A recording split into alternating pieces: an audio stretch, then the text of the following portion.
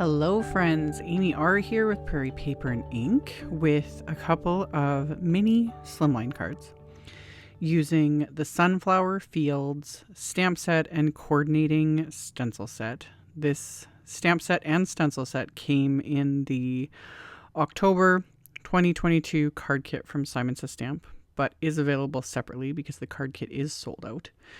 I will have links to everything separate. I did a video when I got the card kit and I'd made a couple cards. Hadn't used the stencil set yet and really wanted to. I don't know, I just really love having coordinating stencils for some of these stamp sets. It just gives a different look when you do the ink blending. So I cut down some smooth white cardstock and I cut it to 6 inches square. And then I'm going to stamp this large sunflower image onto it with VersaFine Clair Fallen Leaves ink.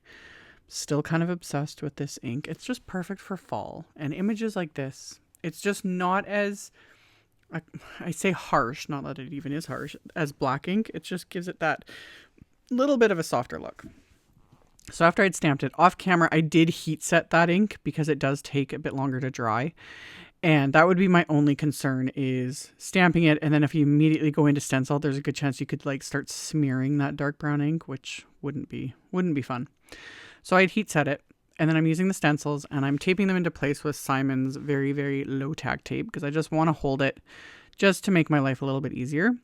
And then I did some very simple ink blending. So I used SUNBEAM ink first, and I'm doing the blooms first because the centers, if I'd done those first, I guess it doesn't really matter. You can kind of do either or, but I was like, it's kind of like my habit when I talk about like doing any sort of like rainbow blend.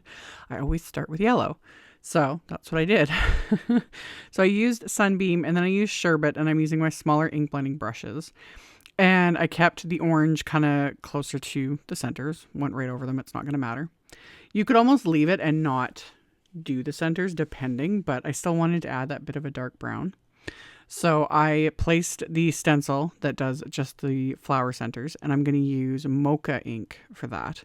So it gives it that nice, just deeper little bit of brown. And then there's 2 stencils for all of the greenery. So I'm going to line up one, and this one with the like leaves and everything, I'm going to use 2 shades of green ink for that. I'm going to use LIMELICIOUS and Field. So it's a lighter green and a darker green. And again, just blending it on, super, super simple. And then I just pick up the darker green, add that, let them blend together. And then the final stencil does basically just all the stems. And that one I'm just going to do with just the field green. And then this image is colored. And I love it. Although this is a type of image too, you could easily color in quite simply because they're sunflowers and it wouldn't take much. But I love the convenience of a good little stencil set. And then of course I'm going to add splatter. So I actually went through my little drawers of Perfect Pearl powder because I'm pretty sure I have almost all the colors. This is Forever Green Perfect Pearls. And because it's Perfect Pearls, like Ranger's Perfect Pearl powder, it does have a fixative in it. I show the regular just Perfect Pearl color. That's what I use for the majority of my splatter.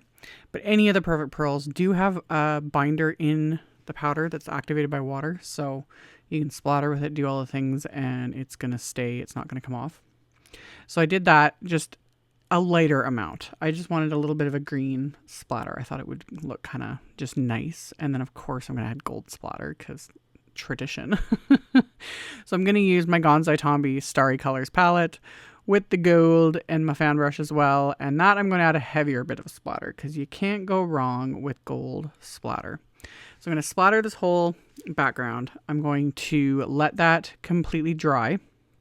And my card bases are going to be more smooth white cardstock.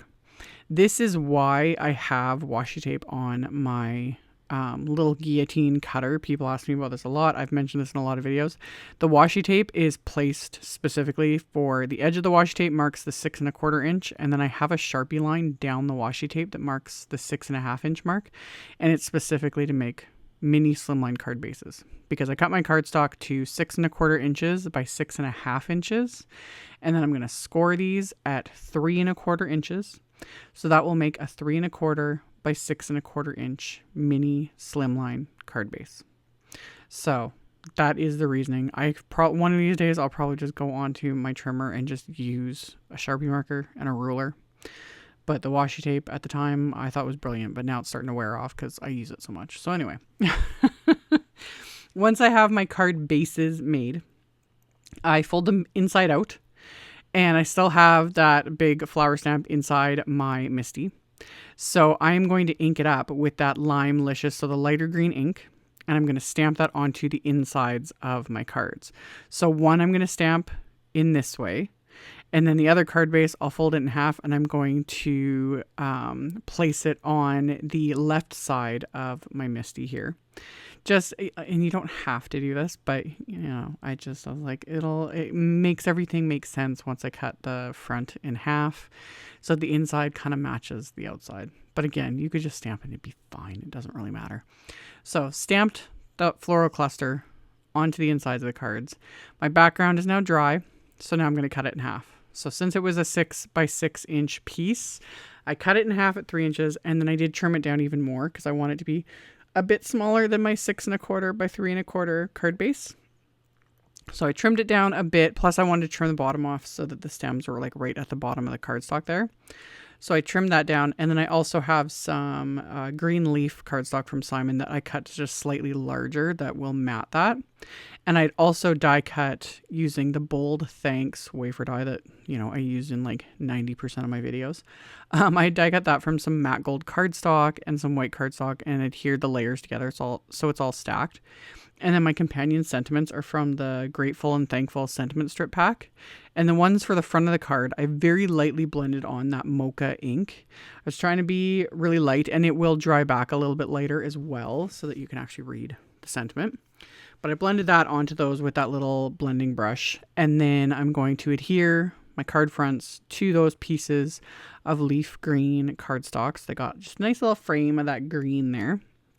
And then I've got my die cut sentiments in gold to go with the gold splatter. Love. And then I also have a couple more sentiment strips that I had trimmed from that Grateful and Thankful sentiment strip pack.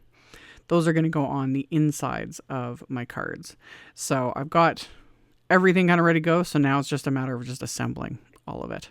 So I'm going to adhere my die cut sentiments and the little sentiment strips to the front with craft tacky glue so that both of these cards are going to say, thanks, you are literally the best. Truth. So adhered that, and then the inside of the cards, I adhered the sentiments that say, thank you for your support. This kind of goes out. This basically consider these cards for all of you guys. If I could send all my peoples a card, I totally would. But yeah. I don't think I could make enough cards in a year to send them out to everyone. But anyhow, after I adhered the sentiment strips to the insides of the cards, I adhered the card fronts to the card bases with craft tacky glue. And of course, I'm going to add a little bit of bling because it's just, again, tradition. So I'm going to use some Studio Claudia dark chocolate pearls. I thought that would just be kind of a nice tie-in one. They're gorgeous. I love these dark chocolate pearls. They're just, the iridescent kind of coating on them is lovely. Love. So, and they kind of go with like the MOCHA ink and everything. So I adhered those into place. And then as a final little thing, I'm going to pair these cards with some grocery bag mini slimline envelopes from Simon, because these are also just perfect and for like fall and just these, you know, sunflowers, everything, I think. And that finished off the cards. So as always, I will have a link below the video to my blog post. I will have picture links in the blog post. I'll have a supply list below the video as well. So you can check that out below if you're interested. I'll have links to everything I used. As always, thank you all so much for taking the time to watch my videos. Thumbs up, comment, subscribe if you haven't. I very much appreciate it. And stay tuned. I still have a bunch of videos to come. So I will see you all very soon in the next one. Bye.